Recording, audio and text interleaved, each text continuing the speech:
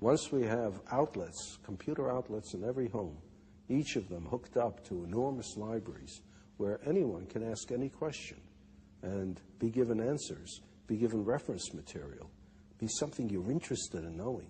From an early age, however silly it might seem to someone else, that's what you're interested in. And you ask, and you can find out, and you can follow it up.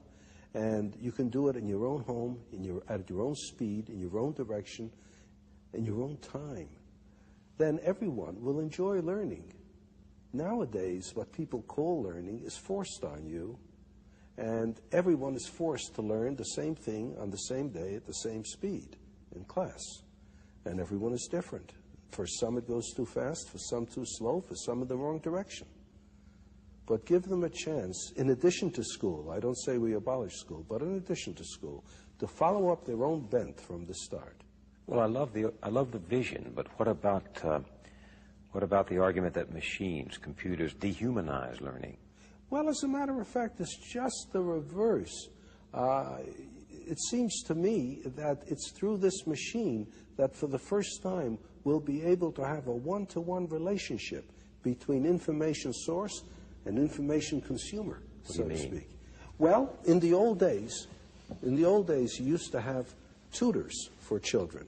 A person who could afford it would hire a pedagogue, a tutor, and he would teach the children, and if he knew his job, he could adapt his teaching to the tastes and abilities of the students, you see. But how many people could afford to hire a pedagogue? Most children went uneducated. Then we reached the point where it's absolutely necessary to educate everybody. But the only way we could do it is to have one teacher for a great many of students, and in order to organize the situation properly, we gave them a curriculum to teach from. So how many teachers are good at this, too? Like in everything else, the number of teachers is far greater than the number of good teachers.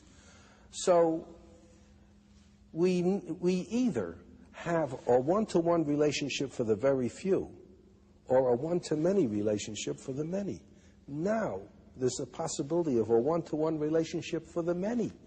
Everyone can have a teacher in the form of access to the gathered knowledge of the human